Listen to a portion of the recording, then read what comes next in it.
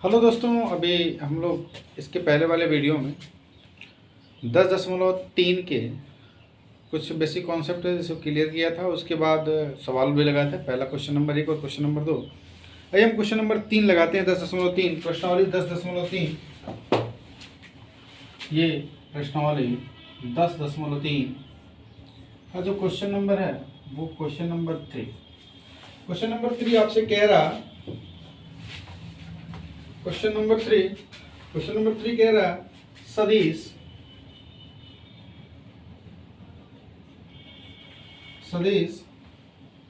आई plus जे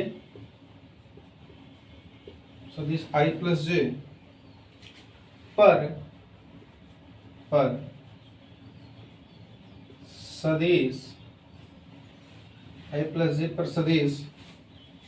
आई minus जे का प्रक्षेप ज्ञात कीजिए। कह रहा का प्रक्षेप ज्ञात करना है हमें। चलिए, ये प्रक्षेप के लिए आपको बताया गया था। प्रक्षेप क्या था, आपको बताया गया था कि यदि ये ऐसे है, ये ऐसे, इनके बीच का कोण थीटा था, ये कोई वेक्टर बी था और ये कोई वेक्टर ए था। ये वेक्टर बी दूर तक कहीं जा रहा है, यहां से ये इसका प्रतिबिंब बन रहा है। तो यहाँ से जो इसका यहाँ से यहाँ तक की जो ये दूरी है, ये जो दूरी है, इसी को हम इसका प्रक्षेप कहते हैं। तो प्रक्षेप का मतलब ये हो गया, इस प्रक्षेप का मतलब ये हो गया कि ए का, यहाँ ए है, पे प्रक्षेप बी पे हो रहा है। मतलब ये है कि ए का प्रक्षेप बी पे है, ए क्या हो रहा है, प्रक्षेप हो रहा है बी पर। ए का प्रक्षेप किस पे हो रहा है, बी पर।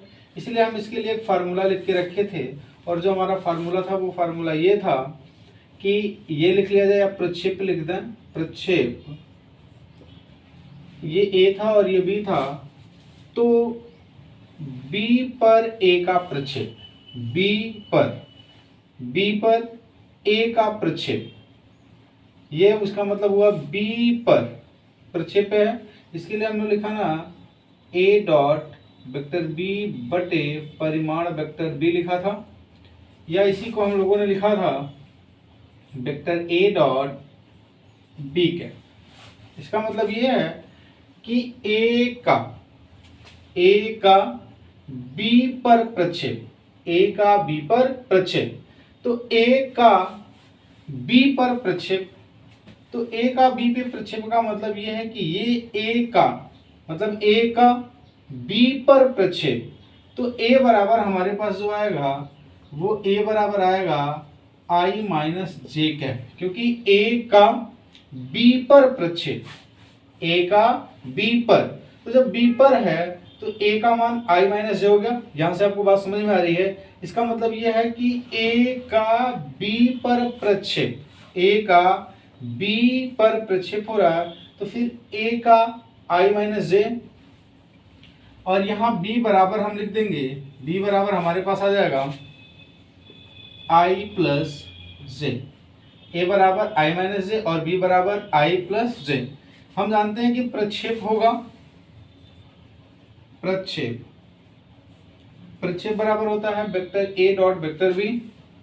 यहां लिख लेते हैं vector A dot vector B बटे वेक्टर बी का परिमाण बराबर, यहाँ लिख लेते हैं vector I minus J dot vector I plus J बटे ये बी का परिमाण निकालेंगे तो हमारे पास आ जाएगा 1 का स्क्वायर धन 1 का स्क्वायर। इसे हम लिख सकते हैं आई का गुणा आई में होगा 1 हो जाएगा, ये माइनस है, ये प्लस है, प्लस और माइनस माइनस होता है, और जे का जे में होगा तो ये भी 1 हो जाएगा, बटे ये आ जाएगा रूट का 2 इज इक्वल टू ये 0 बटे रूट का 2 इज इक्वल टू 0। तो आई प्लस जे पर सदिश आई माइनस जे का जो प्रक्षेप होगा वो 0 होगा। मतलब ये लिखा है कि ए, ये जो इस सूत्र होता है ए का बी पर प्रक्षेप, ए का बी पर प्रक्षेप होता है, इसीलिए ए बराबर आई माइनस जे और बी बराबर आई प्लस जे है। आइए क्वेश्चन नंबर 3 देखते हैं।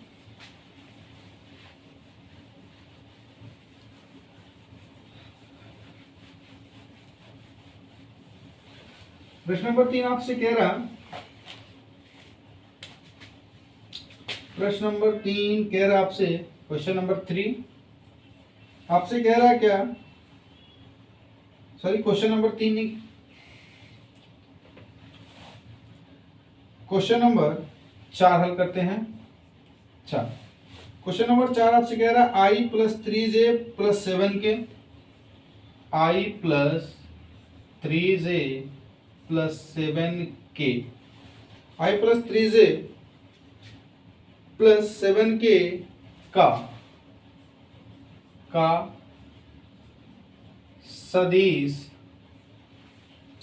सदिश 7i माइनस जे प्लस 8k का प्रक्षेप ज्ञात कीजिए। हमें इसका प्रक्षेप ज्ञात करना है। चलिए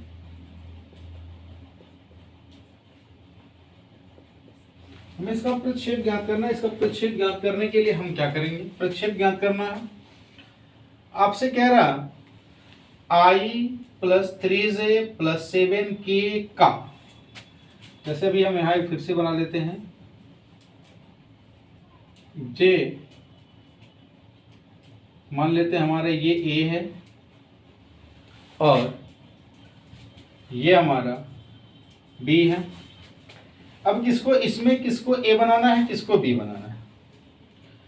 आपसे कह रहा है आई प्लस 3जे प्लस 7k का 7i माइनस जे प्लस 8k पर, के 8k पर लिखा हुआ है यहाँ पर, मतलब यह है कि i plus 3j plus 7k का a बराबर, क्योंकि इसी का ये होता है, तो जहां का दिख जाए, जिसके पहले का दिख जाए, अगर वैसे ना समझ में आए ए बी, तो जहां का दिख जाए उसको हम a बना लेंगे।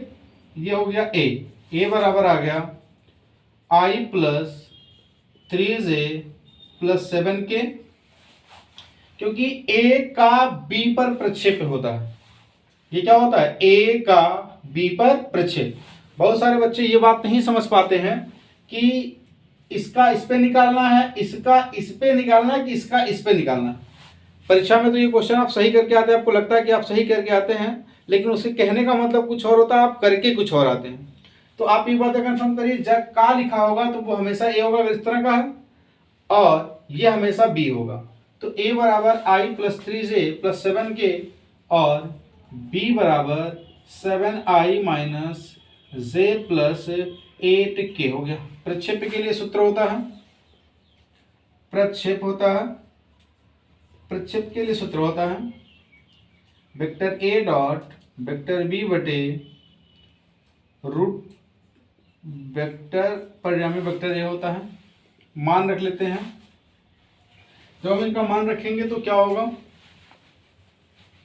यहां हमारे पास आ जाएगा i plus 3j plus 7k dot 7i minus J plus का 8k, परिणामी वेक्टर बी का मान यही है। यहां हल कर लेते हैं, 7 का वर्ग प्लस माइनस 1 का वर्ग प्लस 8 का वर्ग, इन्हें हल कर लेते हैं। आई का गुणा आई में होगा तो 1 आ जाएगा, 7 का 1 में होगा तो ये 7, ये माइनस है और ये प्लस है, प्लस और माइनस माइनस आ जाएगा। 3 का गुणा 1 में करेंगे तो यहाँ 3 आ जाएगा, ये भी प्लस है, ये भी प्लस है, प्लस हो जाएगा। और 8 का इसमें 7 में करेंगे तो ये आ जाएगा 56 बटे रूट में 7 सते का 49 प्लस 1 हो जाएगा प्लस ये आ जाएगा 64, बराबर कितना लिख सकते हैं, यहाँ से ये घटेगा तो आ जाएगा 4 प्लस 56 बटे, नीचे वाले को वैल्यू कर लेते हैं, 9 और 1 10, 10 और 4 14, 14 को 4, 1 बच गया, 4 और 6 10, 10 और 1 11। अब जोड़ लेंगे तो यहाँ हमारे पास आ जाएगा 56 और 4 हो जाएगा 60, और 60 बटे 114। तो I plus 3J plus 7K का सदिश 7I minus J plus 8K पर, मतलब जहां पर लिख दिया इस सूत्र के हिसाब से वो B बन जाएगा, और जहां का लिख दिया वो A बन जाएगा। यदि A और B पता करने का तरीका है या फिर चित्र बना के, क्योंकि अभी आपको यह बताया गया कि यदि ये A ये B है और ये A है तो A का B पर प्रक्षेप होता है, A का B पर का मतलब हो गया ये B वेक्टर है, बहुत दूर तक जा रहा है। यहाँ इसका मिरर इमेज यानी जो दर्पण प्रतिबिंब है B पर बन रहा है, तो A का ही तो प्रतिबिंब B पे बन रहा है। A का ही प्रतिबिंब कहाँ बन रहा है? B पे। यदि A का ही प्रतिबिंब B पे बन रहा है तो A का B पर, अगर जब भी पूछता है तो A का B पर। तो ये सवाल नंबर 4 है। सवाल नंबर 4 के बाद सवाल नंबर 5 देखते हैं क्या लिखा हुआ।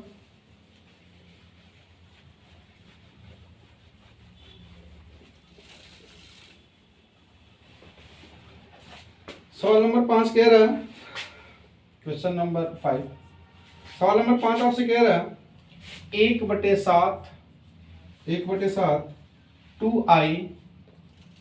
2i plus 3j plus 6k plus 3j plus 6k, फिर 1/7 3i माइनस 6j और plus 2k, 1/7 6i plus 2j minus 3k। कह रहा है कि प्रत्येक मात्रक सदिश हैं, और यह भी दर्शाइए कि ये आपसे कह रहा है कि ये मान लेते हैं कि वेक्टर A है, ये मान लेते हैं कि वेक्टर B है, और ये मान लेते हैं कि वेक्टर C है। आपसे ये कह रहा है कि हमें ये दर्शाना है कि 1/7 2i plus 3j plus 6k, B is equal to 1/7 3i minus 6j plus 2k, और C is equal to 1/7 6i plus 2j minus 3k। ये एक मात्रक सदिश है, हमें सिद्ध करना है कि ये एक मात्रक सदिश है। मात्रक सदिश ज्ञात करना, उसके बाद कह रहा है कि ये परस्पर एक दूसरे के लंब है, परस्पर एक दूसरे के लंब है। तो पहले मात्रक सदिश करना फिर लंब सिद्ध कर लेंगे। मात्रक सदिश का मतलब यदि इनका हम परिमाण ज्ञात करते हैं, यदि किसी सदिश का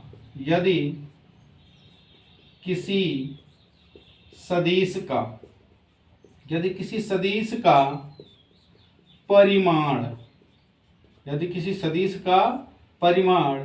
एक होता है तो वह मात्रक सदिश है, मात्रक सदिश होता है। कहने का मतलब यह है कि यदि हम इनका परिमाण ज्ञात करें, और इनका जो परिमाण है वो 1 के बराबर आता है तो ये मात्रक सदिश है, अगर 1 के बराबर नहीं आता तो मात्रक सदिश नहीं। तो A का परिमाण ज्ञात कर लेते हैं। तो परिमाण A जो आएगा वो कितना आएगा, परिमाण A का मान निकालेंगे, तो ये 1/7 तो रहेगा ही रहेगा। यहाँ निकाल लेते हैं, ये आ जाएगा रूट में 2 का स्क्वायर प्लस 3 का स्क्वायर प्लस 6 का स्क्वायर बराबर 1/7 रूट में, यह आ जाएगा 4 प्लस यह आ जाएगा 9 प्लस 36।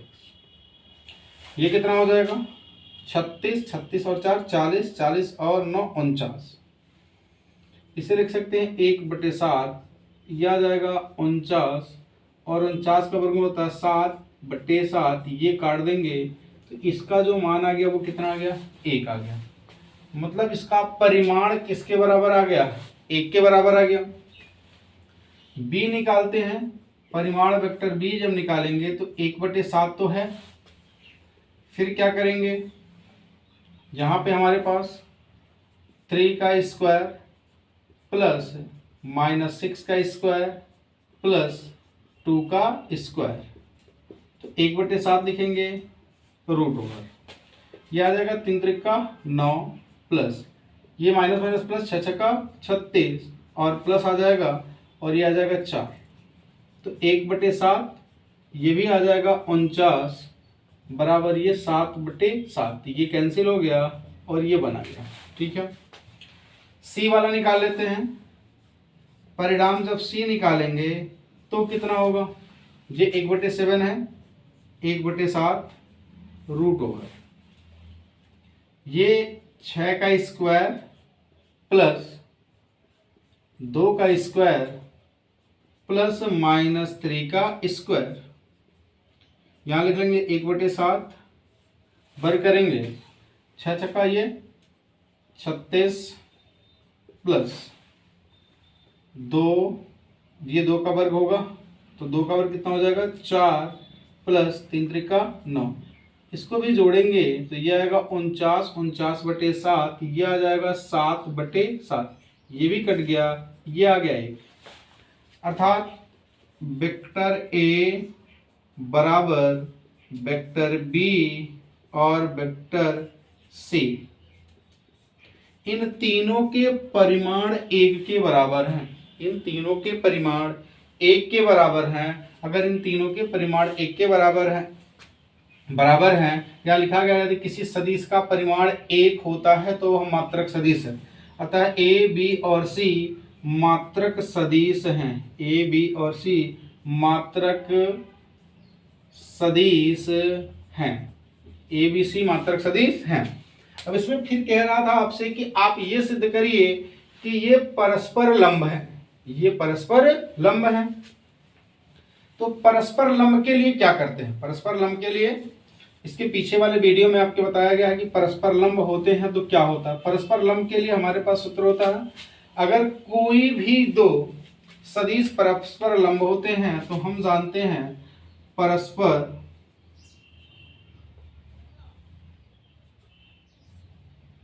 लंब के लिए, परस्पर लंब के लिए अगर हमारे पास दो सदिश हैं और परस्पर लंब है, एक सदिश अगर ए हो और एक सदिश बी हो, यदि ये परस्पर लंब है तो हम जानते हैं vector A dot vector B बराबर 0। यदि ए और बी का जो डॉट है वो 0 के बराबर आता है तो ये परस्पर लंब होंगे।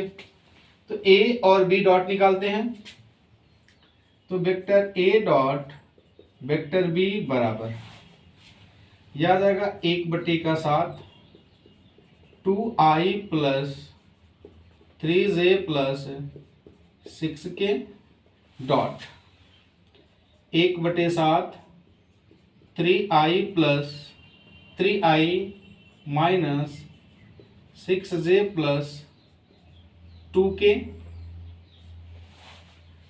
इनको हल करते हैं। 1/7 1/7 इनका आपस में जब गुणा होगा तो ये 1/49 हो जाएगा। 1/7 1/7 का गुणा होगा तो 1/49 हो जाएगा। 2 का गुणा 3 में होगा तो 3 दूना का 6, 6 i dot i is equal to 1 होता है। 3 दूना का 6 i dot i is equal to 1 हो गया। बीच में ये प्लस है और ये माइनस है, तो प्लस और माइनस ये आ जाएगा माइनस। 6 का गुणा जब 3 में करेंगे तो 6 और 3 का गुणा होगा तो ये आ जाएगा 18। ये प्लस है और ये भी प्लस है तो ये आ जाएगा प्लस।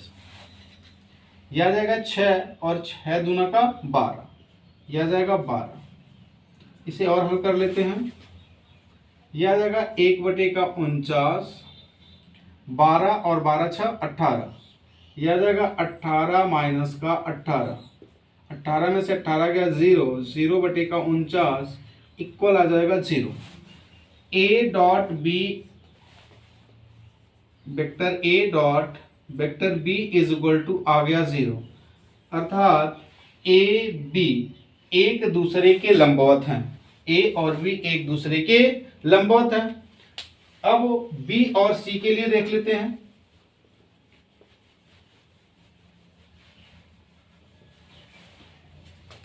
अब अगर बी और सी लंबवत होंगे तो vector B dot vector C बराबर 0, vector B dot vector C बराबर 0। तो वेक्टर बी का मान जो है vector B dot vector C बराबर 1/7 3i minus 6j plus 2k और डॉट वेक्टर सी 1/7 6i प्लस 2j और माइनस 3k निकाल लेते हैं। हल करेंगे 7 का गुणा फिर 1/7 का गुणा फिर 1/7 में होगा तो 1/49 हो जाएगा।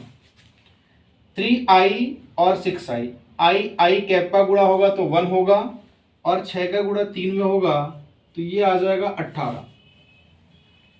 जे का गुणा होगा तो 1 होगा, 6 का गुणा 2 में होगा तो माइनस का 12। ये माइनस और ये प्लस है, प्लस माइनस माइनस होगा, 3 का गुणा 2 में होगा तो ये 6 होगा बराबर 1/49। ये 18 और ये 12 और 6 18, क्योंकि दोनों माइनस माइनस से माइनस आपस में जुड़ जाएंगे तो ये 18 माइनस 18, 18 से 18 चला गया, ये बचा 0/49, ये आ गया 0, अर्थात b dot C equal 0, b dot C equal 0। तो b और c भी एक दूसरे के लंबवत हैं। यदि a डॉट b बराबर 0, b डॉट c बराबर 0 तो निश्चित ही c डॉट a भी 0 के बराबर होगा। इससे यह सिद्ध होता है कि यह परस्पर लंब हैं। ये क्वेश्चन नंबर 5 था। क्वेश्चन नंबर 6 देखते हैं।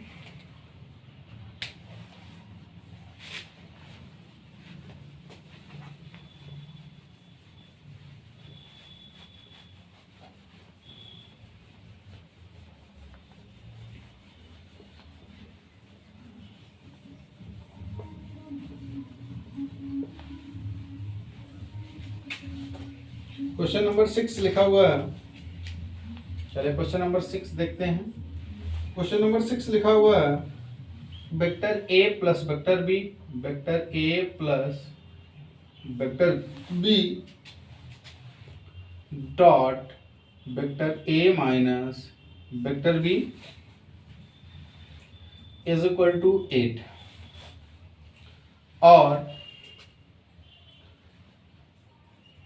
परिमाण vector a is equal to 8, परिमाण वेक्टर b हो तो हमें कह रहा है परिमाण वेक्टर a और परिमाण वेक्टर b का मान बताना है। परिमाण वेक्टर a और परिमाण वेक्टर b का मान बताना है, मान ज्ञात कीजिए। ठीक है, हमें ये दे दिया, ये दे दिया, ये हमें पता करना। इसके लिए सबसे पहला काम है कि हम इसको इसमें गुणा कर लें। जब इसके इसमें गुणा करेंगे तो ये आएगा vector a dot vector a, ये माइनस है और ये प्लस है तो ये माइनस हो जाएगा। अब यहाँ हो जाएगा vector a dot vector b, b को ले लेंगे तो यहाँ प्लस आ जाएगा, vector b dot vector a और इसका इसमें गुणा करेंगे तो minus vector B dot vector B is equal to ये होगा 8। हम जानते हैं कि अगर कहीं vector A dot vector A लिखा हो तो हम लिख सकते हैं परिमाण वेक्टर ए का स्क्वायर, परिमाण वेक्टर ए का स्क्वायर। उसी प्रकार यदि vector B dot vector B लिखा हो तो हम लिख सकते हैं परिमाण वेक्टर बी का स्क्वायर। और यदि कहीं vector A dot vector B लिखा हो तो हम लिख सकते हैं vector B dot vector A. ये पीछे की वीडियो में बताया गया आपको। तो अगर ए डॉट ए लिखा हो तो vector A square, B dot B लिखा हो तो वेक्टर बी स्क्वायर, और ए डॉट बी लिखा हो तो उसे बी डॉट ए लिखा जा सकता है। तो हम यहाँ लिख लेंगे vector A square minus vector A dot vector B plus ये वेक्टर बी डॉट ए लिखा है तो बी डॉट ए को ए डॉट बी लिख लें। तो हम यहाँ लिख लेंगे vector A dot vector B minus vector परिमाणी vector B is equal to ये 8 हो जाएगा। ये वाले से ये वाला कट जाएगा। अब हमारे पास लिखा हुआ है कि वेक्टर ए बराबर 8b, तो हम यहाँ हमारे पास आ जाएगा vector A square minus vector B square बराबर का 8। मान रख देते हैं। ए बराबर ये लिखा हुआ है तो ये हो जाएगा 8 वेक्टर बी का स्क्वायर माइनस वेक्टर बी का स्क्वायर इज इक्वल टू का 8। अब इसे हल करते हैं। जब हल करेंगे तो हमारे पास आ जाएगा, यह आ जाएगा 64, यह आ जाएगा 64 और 64 vector B square minus vector B square is equal to 8। ये इसमें से घटेगा और जब घटेगा तो कितना आ जाएगा, ये घटेगा तो आ जाएगा 63 vector B square is equal to 8। अब इसे पक्षांतर करेंगे। जब इसे हम पक्षांतर करेंगे तो हमारे पास आ जाएगा vector B square is equal to 8 बटे का यह आ जाएगा 63। यहाँ से इसे हल करते हैं। हल करेंगे तो vector B is equal to ये पूरा का पूरा रूट बन जाएगा और रूट बनेगा तो ये होगा 8 और ये 3 6 इज इक्वल टू, हम इसे लिख सकते हैं 4 इंटू 2, ये 4 इंटू 2 बन जाएगा और ये 9 इंटू 7 बन जाएगा क्योंकि 9 सत्ते 63, 4 ये 2 होता है और ये रूट का 2 बन जाएगा बटे हो जाएगा और ये 3 बनेगा और ये रूट का 7 बनेगा। इसे हम लिख सकते हैं 2 बटे का 3, 2 बटे का 3 और रूट 2/7। ये तो हमारा जो मान निकल गया वो निकल गया वेक्टर बी का, परिमाण वेक्टर बी, परिमाण वेक्टर बी का मान निकल गया। लेकिन हमें परिमाण वेक्टर ए का भी मान निकालना है, हमें परिमाण वेक्टर ए का मान निकालना है। यदि परिमाण वेक्टर ए इस वाले समीकरण में यदि बी का मान रख दिया जाए तो ए का मान मिल जाएगा। तो यहाँ लिख लेते हैं बी का मान यहाँ रखेंगे तो हमारे पास आ जाएगा परिमाण वेक्टर ए बराबर 8 इंटू, अब आ जाएगा 2 और 2/3 रूट 2/7। परिमाण वेक्टर ए बराबर 8 दूना का 16, 16/3 और ये रूट में आ जाएगा 2/7। तो परिमाण वेक्टर ए का मान 16/3 रूट 2/7 और बी का मान 2/3 रूट 2/7। ये हमारा निकल गया। ये क्वेश्चन नंबर 6 आ गया। अगर ये वीडियोज आपको अच्छी लग रही हो तो वीडियो को लाइक करिए, हमारे चैनल को सब्सक्राइब करिए और ये अधिक से अधिक लोगों में शेयर करिए। आइए क्वेश्चन नंबर 7 हल करते हैं।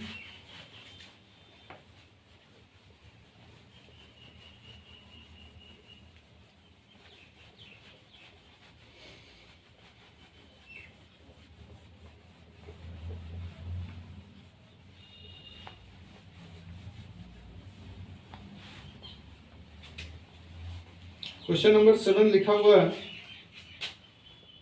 क्वेश्चन नंबर 7, क्वेश्चन नंबर 7 आपसे कह रहा है कि 3a minus 5b, 3a minus 5b dot 2a plus 7b, 2a plus 7b का मान ज्ञात कीजिए। हमें इनका मान ज्ञात करना है। मान ज्ञात करने के लिए क्या करना है? मान ज्ञात करना है, इसका इसमें गुणा कर लेते हैं, आपस में सबका गुणा कर देते हैं। जब इसका इसमें गुणा करेंगे तो हमारे पास आएगा 2 का गुणा 3 में होगा, ये 6 हो जाएगा। वेक्टर ए डॉट वेक्टर ए हो जाएगा। इसका इसमें गुणा करेंगे तो 7 है और ये 3 है, तो 7 त्रिका 21 प्लस का 21, ये vector A dot vector B बन जाएगा। ये माइनस है और ये प्लस है, ये माइनस और ये प्लस है, तो ये माइनस और प्लस माइनस हो जाएगा। 5 और 2 का गुणा होगा तो ये 10 होगा। Vector B dot vector A होगा। अब 5 का ये माइनस है और ये प्लस है तो माइनस आ जाएगा। 5 का गुणा 7 में होगा तो ये आ जाएगा 35 और ये vector B dot vector B बन जाएगा। यहाँ क्या लिखेंगे हम? वेक्टर ए डॉट ए को क्या लिख सकते हैं? अभी आपको बताया पीछे वाले सवाल में vector A dot vector A बराबर वेक्टर ए डॉट स्क्वायर लिख सकते हैं, और बी डॉट अगर बी लिखा हो तो हम इसे वेक्टर बी स्क्वायर लिख सकते हैं। यहाँ आ जाएगा 6 वेक्टर ए स्क्वायर प्लस, अभी पीछे वाले सवाल में आपको बताया गया कि vector A dot vector B बराबर vector B dot vector A, vector A dot vector B बराबर बी डॉट ए होता है। इसलिए यहाँ हम इसे लिख सकते हैं vector A dot vector B minus 10, इसकी जगह पे ये मान लिख लें तो ये आ जाएगा vector A dot vector B minus 35 vector B का स्क्वायर। इसे लिखेंगे तो ये आ जाएगा 6 परिमाण वेक्टर ए स्क्वायर प्लस ये 21 और इसमें से 10 माइनस होगा तो ये बचेगा 11 vector A dot vector B minus 35 vector B square. ये हमारा हल हो गया प्रश्न नंबर 7 का। आइए सवाल नंबर 8 देखते हैं।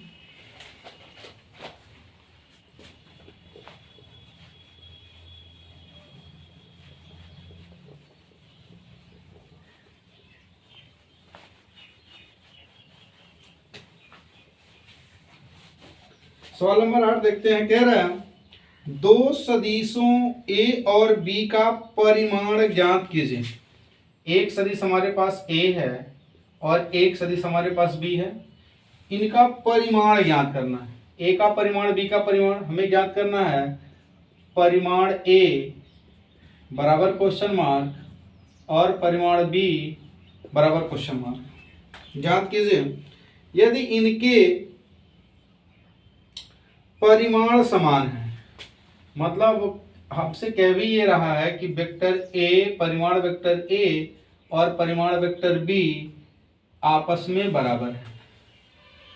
यदि इनके परिमाण समान हैं और इनके बीच का कोण 60 अंश है, बीच का कोण 60 अंश है। कोण 60 अंश का मतलब जो थीटा है वो थीटा बराबर 60 अंश दे दिया, थीटा बराबर 60 अंश दे दिया, और इनके बीच का कोण 60 अंश है तथा इनका अदिश गुणन, तथा इनका अदिश गुणन।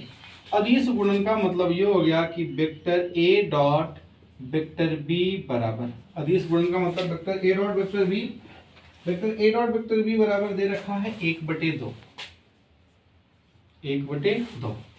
ये दोनों आपस में बराबर हैं। हमें ये मान ज्ञात करने हैं। हम जानते हैं कि हमारे पास होता है cos theta is equal to, cos theta is equal to ये होता है vector A dot vector B बटे परिमाण वेक्टर ए और परिमाण वेक्टर बी, ऐसा कुछ होता है। तो यहाँ से हम लिख सकते हैं कॉस, यहाँ लिखा हुआ कॉस 60, कॉस 60 बराबर ए डॉट बी का मान 1/2 है, तो ये 1/2 बन जाएगा। और वेक्टर ए वेक्टर बी बराबर है, वेक्टर ए वेक्टर बी के क्या है, बराबर है, मतलब इनका जो परिमाण है वो आपस में बराबर है। तो जब ये इनका परिमाण आपस में बराबर है तो हम इन्हें क्या लिख सकते हैं, वेक्टर ए, और इस वेक्टर बी की जगह पे भी वेक्टर क्या लिख लेंगे, परिमाण लिख लेंगे, परिमाण वेक्टर ए, परिमाण वेक्टर क्या लिख लेंगे, ए हो जाएगा, क्योंकि ये दोनों आपस में बराबर है, तो इसकी जगह इसको लिख दे इससे। अब cos 60 होता है, cos 60 का जो मान होता है वो होता है 1/2, cos 60 और cos 60 का मान होता है 1/2 बराबर 1/2, और ये है परिमाण a का स्क्वायर, परिमाण a का स्क्वायर। ये 1/2 से 1/2 कट जाएगा, जो इधर आ जाएगा, तो हम इसे लिख सकते हैं परिमाण a square is equal to 1, क्योंकि ये इससे कटा है, ये इधर आएगा तो 1 बचा है। अब यहाँ से लिख सकते हैं कि परिमाण a बराबर 1, परिमाण a बराबर 1। यदि a का मान 1 है तो b का मान भी 1 होगा, क्योंकि ये दोनों समान वेक्टर हैं, इन दोनों का परिमाण जो है वो समान है। तो यदि a बराबर 1, तो यहाँ लिख लेते हैं परिमाण a बराबर परिमाण b बराबर 1। तो जो a और b का परिमाण है वो 1 है, जो a और b का परिमाण है वो 1 के बराबर है। आइए, ये सवाल नंबर हमारा जो था, ये सवाल नंबर 8 था। सवाल नंबर 9 देख लेते हैं। सवाल नंबर 9 आपसे क्या कह रहा, सवाल नंबर 9,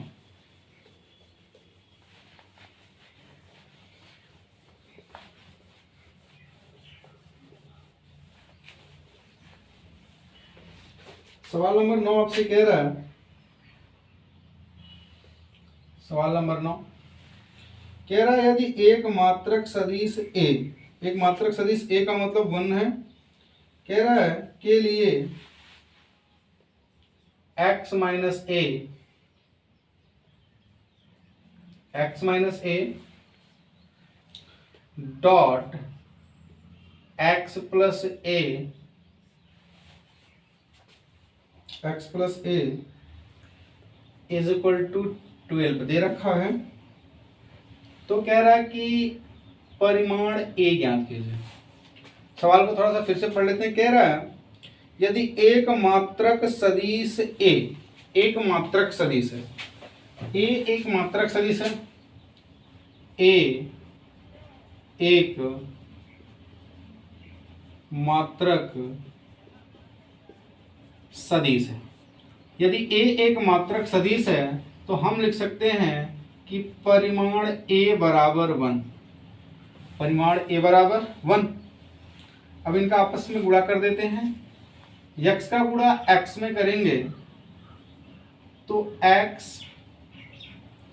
डॉट x होगा, फिर x का गुणा इसमें करेंगे तो प्लस होगा, इसका गुणा इसमें करेंगे तो x डॉट वेक्टर a होगा, इसका इसमें गुणा करेंगे तो माइनस के साथ वेक्टर a डॉट x होगा, और इसका इसमें गुणा करेंगे तो माइनस, यहाँ जाएगा vector a dot vector a is equal to 12। ये तो दिया ही है, इसे हम हल करेंगे तो ये आ जाएगा।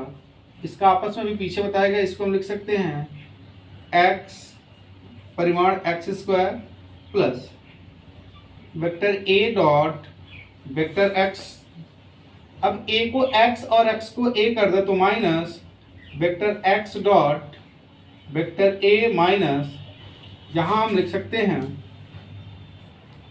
परिमाण वेक्टर a का स्क्वायर इज इक्वल टू 12। अब आपसे कह रहा है कि a एक मात्रक सदिश है, a एक क्या लिखा हुआ है, मात्रक सदिश। जब a एक मात्रक सदिश लिखा हुआ है तो हम ये वाले से तो ये वाला कट गया, यहाँ 1 बचा, तो परिमाण वेक्टर a का स्क्वायर इज इक्वल टू, ये आ जाएगा 12, ये इधर से घटेगा, ये माइनस है, 1 रखेंगे इसकी जगह, पक्षांतर होगा तो प्लस हो जाएगा, और ये प्लस का 1 आ गया। तो परिमाण x बराबर लिख सकते हैं 12 और ये कितना आ जाएगा 13। यहाँ स्क्वायर था, यहाँ से स्क्वायर हटेगा तो ये रूट आ जाएगा। अब ये हमारे पास जो आएगा वो हो जाएगा परिमाण x बराबर रूट ओवर 13, मतलब परिमाण x का जो मान है वो 13 है। x का जो मान होगा वो किसके बराबर होगा 13 के बराबर होगा। आइए क्वेश्चन नंबर 13 हो गया, क्वेश्चन नंबर 9 हो गया। क्वेश्चन नंबर 10 देख लेते हैं।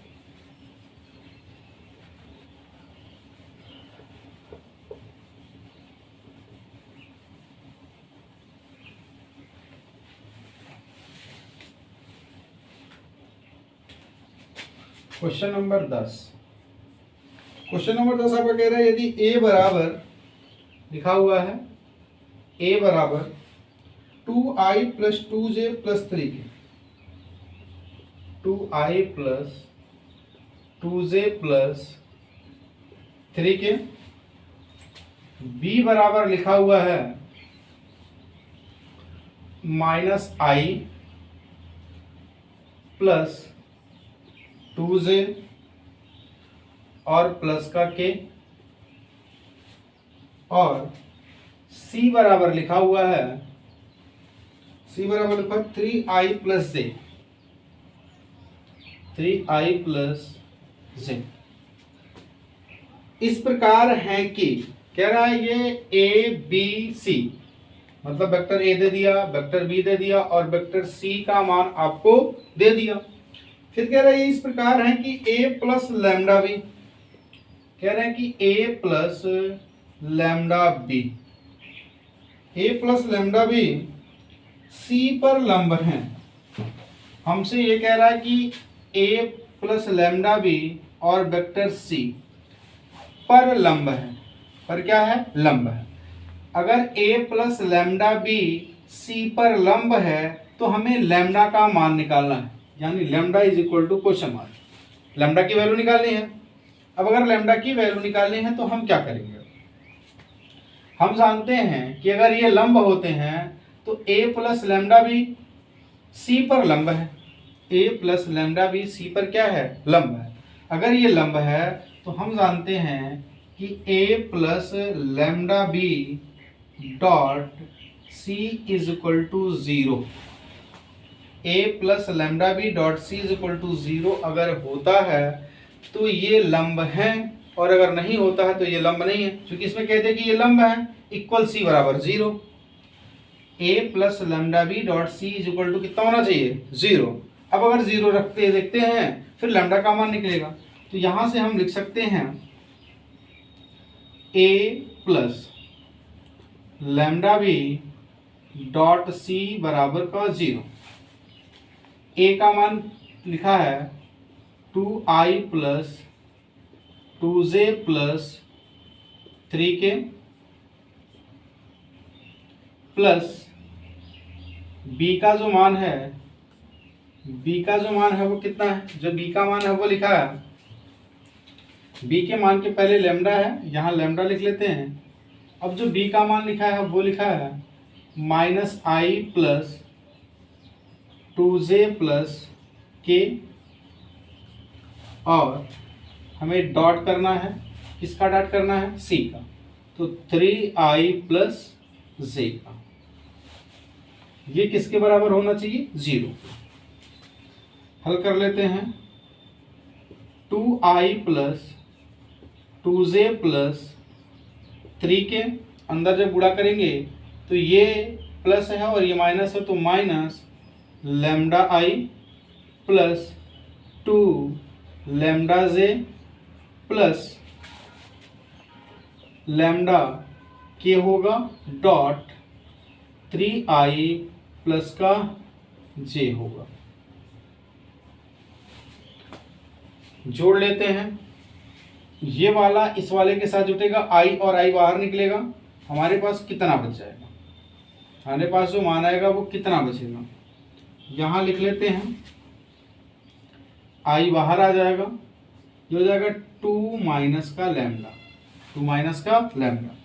जे वाला जे वाले के साथ जुटेगा तो प्लस लिखेंगे और जे लिखेंगे, और जब जे लिखेंगे तो ये 2 है और ये 2 लैम्डा है, तो लिख लेंगे 2 प्लस 2 लैम्डा, 2 + 2 लैम्डा हो गया। फिर के वाले को, यहाँ भी के है यहाँ भी के है, तो प्लस का के होगा और फिर कितना होगा 3 + लैम्डा और ये हो जाएगा के, सॉरी ये हो जाएगा के। डॉट करना है 3i + j से। ये सभी इक्वल 0 के हैं, ये सभी इक्वल किसके हैं 0 के। अब इन्हें हल करते हैं। जब हल करेंगे अब आपस में इनका डॉट निकालते हैं। i का i के साथ करेंगे, i का i के साथ करेंगे तो ये आ जाएगा 3 2 - लैम्डा प्लस j का i का सिर्फ i के साथ होगा और फिर j का j के साथ होगा। जब j का j के साथ होगा तो ये आ जाएगा, यहाँ तो j 1 है तो 1 हो जाएगा और ये 2 + 2 लैम्डा इक्वल 0। क्योंकि यहाँ तो k है लेकिन यहाँ k है नहीं तो यहाँ 0 रहेगा, 0 में k का गुणा होगा 0 हो जाएगा। अंदर गुणा कर देते हैं, 6 - 3 लैम्डा प्लस 2 + 2 लैम्डा इक्वल 0। ये इसमें से घटेगा 3 है और ये 2 है, माइनस है और ये प्लस है, तो -3 में से 2 जाएगा तो माइनस लैम्डा और प्लस 6 और 2 कितना होगा 8 बराबर का 0। अब इसे पक्षांतर करेंगे तो जब पक्षांतर करेंगे तो ये इधर जाएगा तो लैम्डा = 8। तो हमसे कह रहा था कि लैम्डा का मान ज्ञात कीजिए, तो लैम्डा का जो मान आया वो कितना आया 8 के बराबर आया। यदि a plus lambda B c पर लंब है, यदि a plus lambda B c पर लंब है तो जो लैम्डा का मान है वो 8 होगा। ये क्वेश्चन नंबर 10 था। क्वेश्चन नंबर 11 देख लेते हैं।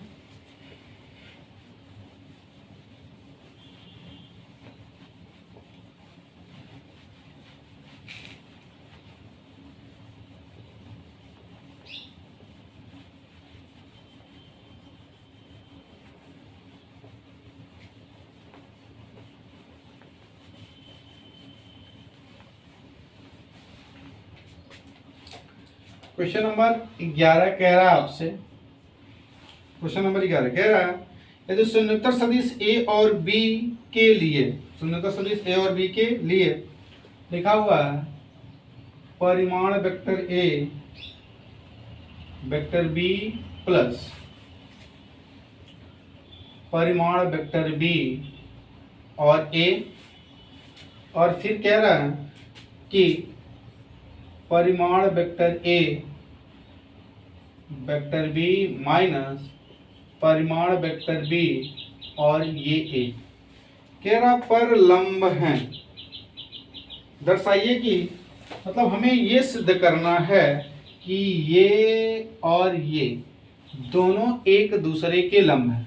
यदि हम इस पूरे को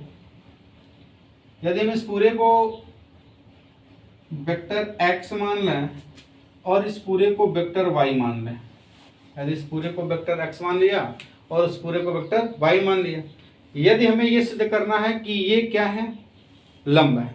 लंब है का मतलब ये अगर हम सिद्ध कर देंगे कि vector x dot vector y = 0, अगर हम ये सिद्ध कर दें कि vector x dot vector y = 0 तो हम कह सकते हैं कि ये एक दूसरे के लंब है।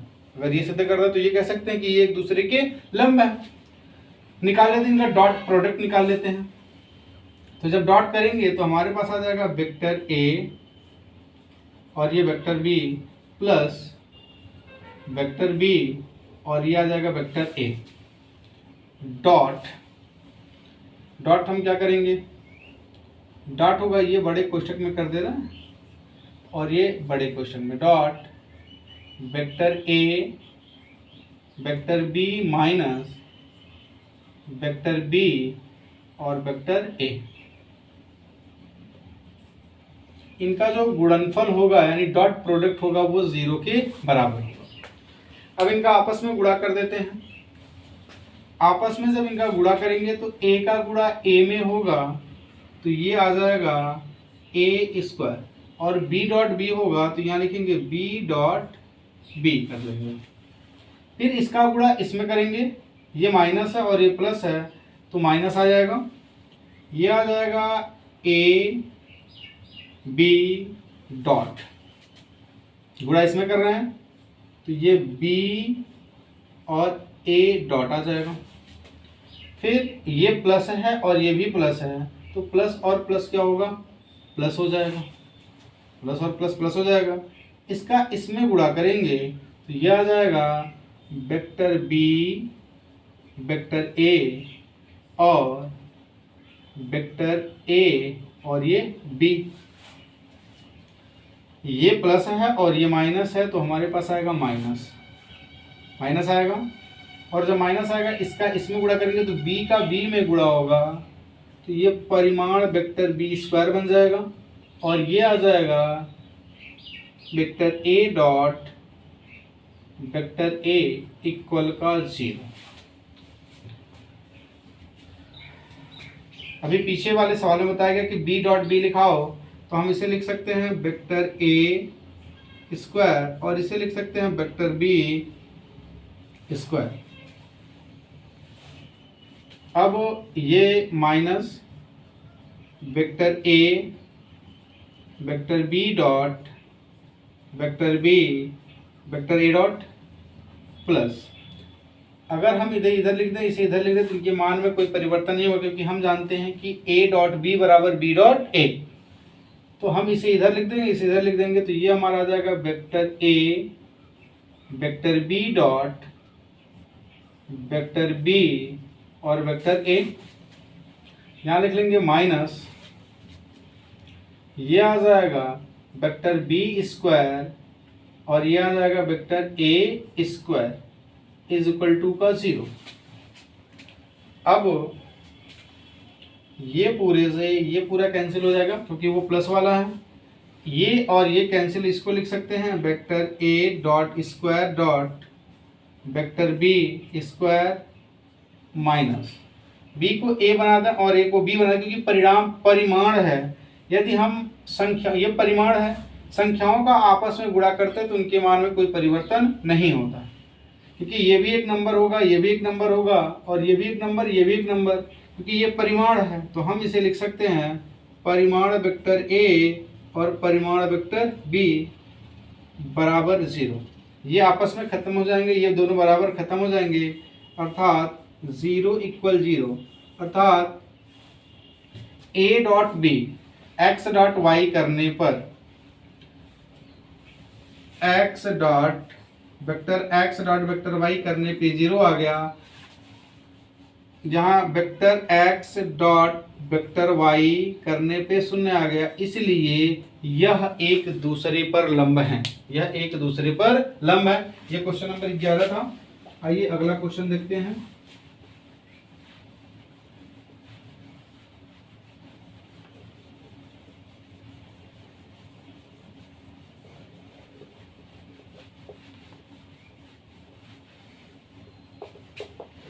ये क्वेश्चन नंबर 12 हो गया। क्वेश्चन नंबर 12 देख लेते हैं। क्वेश्चन नंबर 12 क्या कह रहा है?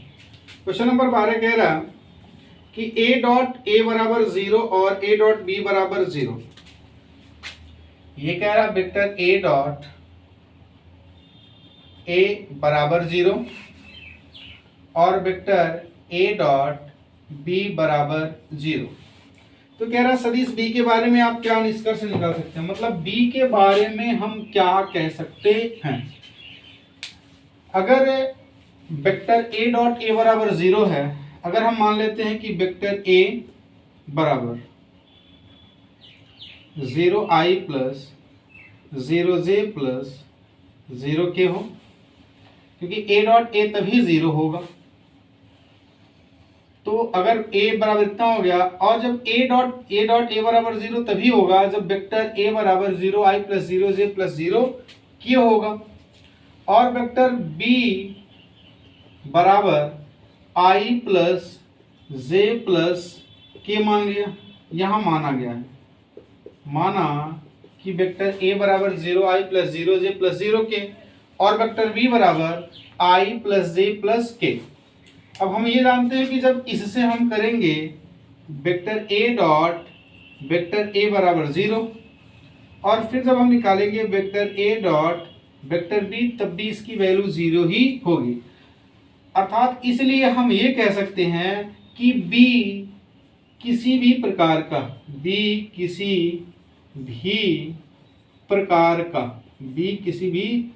का सदिश हो सकता है। बी किसी भी प्रकार का सदिश हो सकता है।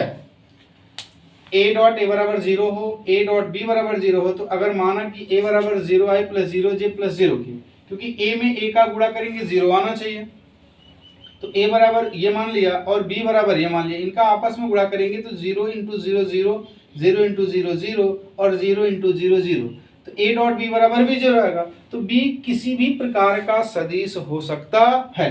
ये क्वेश्चन नंबर 12 हो गया। अगले वीडियो में क्वेश्चन नंबर 13 से शुरू करेंगे। अगर ये वीडियो आपको अच्छी लगी हो तो आप इसे लाइक करिए, हमारे चैनल को सब्सक्राइब करिए और अधिक से अधिक लोगों में ये वीडियो को शेयर करिए।